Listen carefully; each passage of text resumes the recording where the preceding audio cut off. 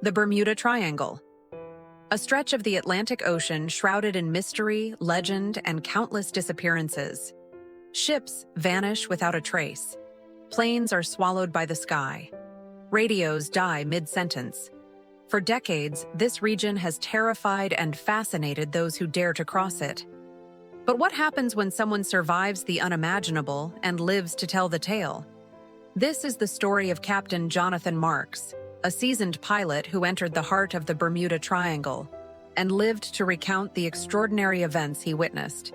It was early morning. The sun rose over Miami, spilling orange and gold across the city skyline. Captain Jonathan Marks, a man in his mid-40s with more than 20 years of experience flying small aircraft, prepared his Cessna for what should have been a routine flight to Puerto Rico. He had flown this route countless times, never once feeling a sense of unease. But today, something was different. As he taxied the plane along the runway, the ocean shimmered in an unusual way. Not the familiar sparkle of sunlight on water, but a strange, almost liquid glow, like the sea itself was breathing. He shook his head. Perhaps he was tired. Perhaps it was nothing. The takeoff was smooth. The plane rose into the morning sky, the coastline shrinking beneath him. Yet, even as he gained altitude, a sense of foreboding settled in his chest. The birds, usually scattered and random, flew in erratic circles around the plane. Their flight patterns made no sense, diving suddenly, ascending sharply, as if trying to warn him. Jonathan adjusted the throttle and glanced at his instruments. Everything appeared normal. But instinct is a subtle, unrelenting warning, and his instinct screamed, "Something is coming." 2 hours into the flight, the radio began to crackle. At first it was faint, a low static hum. Then, fragments of voices echoed back at him, distorted and warped. He tried the emergency channel, tried to contact air traffic control, but nothing worked. Just silence. The compass began to spin in impossible directions. North became meaningless. The altimeter jumped erratically, displaying altitudes that made no sense. Jonathan's hands gripped the yoke tighter, sweat forming on his brow. The clouds below were thickening unnaturally, twisting into shapes that seemed deliberate, almost intelligent. He recalled later, "It was as if the world itself had tilted. Time slowed. The sky and sea were alive.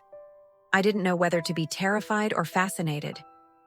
The familiar blue horizon dissolved into a murky, uncertain gray. Every rule he had learned over 2 decades of flying no longer applied. He was truly on his own, cut off from the rest of the world, heading deeper into a phenomenon he couldn't comprehend. The feeling of isolation was absolute, a chilling reminder that he was just a tiny speck in an ocean that seemed to have its own agenda. As he entered the heart of the Bermuda Triangle, the plane's engine sputtered. Lights appeared outside the cockpit window, green, blue, and reddish-orange. They pulsed rhythmically, almost like a heartbeat. The horizon disappeared entirely. In its place was a vortex of swirling clouds and mist, as if reality itself had been torn open. Suddenly, a violent jolt threw him forward.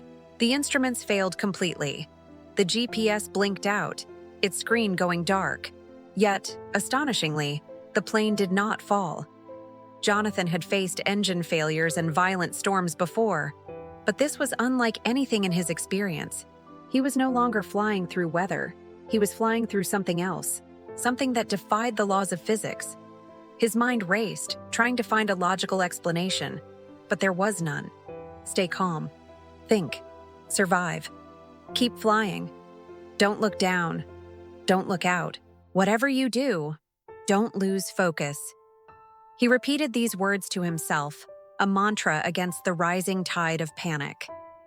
The air in the cockpit grew cold, and a strange, low hum vibrated through the fuselage, a sound that felt ancient and otherworldly. The aircraft was no longer under his complete control. It was being guided, or perhaps pulled, by an unseen force. Through gaps in the swirling clouds, Jonathan saw something that defied all explanation. Colossal structures rose from the depths of the ocean. Some were pyramidal, their smooth, dark surfaces reflecting the strange lights around them. Others resembled impossibly complex machinery, far beyond any human capability. Water flowed upward around these structures, obeying laws of physics that did not exist on Earth. The waves below danced in chaotic, unnatural patterns, reflecting eerie lights in a mesmerizing yet terrifying spectacle. He grabbed the onboard camera, a device he always kept for scenic shots, and began snapping photos in utter disbelief. He needed proof. He needed someone else to see this. The images he captured would later seem to shimmer and distort, as if reality itself had warped around them, refusing to be captured cleanly. It was a terrifying, mesmerizing, and utterly alien sight. The colors, the shapes, the movement of the water, it all made it impossible to focus. Every instinct told him this was not a natural phenomenon. He could not explain it, but he knew one thing with absolute certainty. His survival depended on leaving this place immediately. The turbulence escalated. The plane spun violently, thrown about by an invisible hand. Jonathan fought the controls with all his strength, his muscles straining against the powerful, unseen forces. The lights outside pulsed faster and faster. The compass spun like a child's top, and time itself seemed to fracture. Minutes felt like hours. Seconds stretched into eternities. The hum grew louder, resonating deep in his chest. He felt a pressure building inside the cockpit, a physical weight that seemed to press down on him from all sides. He was at his breaking point, his body and mind exhausted from the struggle. Then, as abruptly as it began, the chaos stopped. Silence. The plane drifted into calm. The sky and ocean were serene again, deceptively normal. But Jonathan could sense it, a lingering presence. The Bermuda Triangle was aware of him, watching, measuring, testing. He had never been a religious man, never believed in fate, but in that moment, he felt a presence. It was as if the ocean and the sky were conscious, aware of his existence, and had just decided whether he could live. Trusting his instincts, Jonathan maneuvered the plane cautiously. He didn't dare make any sudden moves. He flew straight ahead, keeping a steady hand on the controls, his eyes fixed on the now clear horizon. The strange lights dimmed and then vanished. The instruments slowly flickered back to life, one by one. The compass settled, pointing north once more. The radio crackled, and he heard the faint, reassuring voice of a distant air traffic controller. He had emerged. He was out of the Bermuda Triangle. The ocean beneath was calm, the sky a brilliant blue, as if nothing had happened at all. It was so normal, so peaceful, that he almost questioned his own sanity. But Jonathan knew differently. His body was still trembling, his mind reeling from the impossible sights he had witnessed. He had survived an encounter with forces beyond human comprehension, forces that could bend reality itself. As he flew back towards Miami, he felt a profound change within him. The world would never look the same again. Upon returning to Miami, Jonathan shared his incredible experience. He presented his account to colleagues, aviation authorities, and scientists. As expected, most were skeptical. Hallucinations, they suggested. Extreme fatigue, or maybe the disorienting effects of a rare atmospheric event. They offered logical, scientific explanations for what he described. But the photos he had taken, though blurry and distorted, showed strange lights captured on film. His detailed, consistent account, combined with the flight data recorder's evidence of instrument failure, was difficult to dismiss entirely. "I cannot explain what I saw," he admitted to them. "But I know it was real. I wasn't tired, and I wasn't hallucinating. Something extraordinary exists within that triangle. Something powerful, something aware." His story became another piece of the puzzle, a first-hand account that challenged the boundaries of our understanding. The Bermuda Triangle continues to claim ships and planes, remaining one of Earth's most enigmatic and feared regions.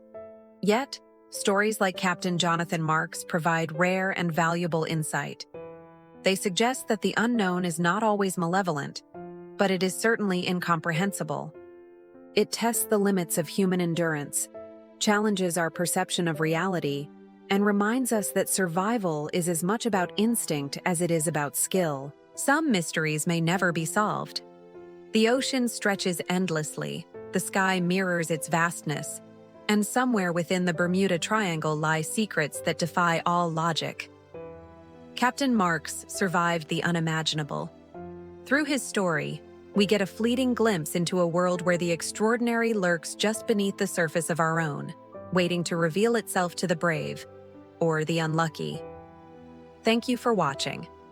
If you found this story as fascinating as we did, don't forget to like and subscribe for more explorations into the unknown.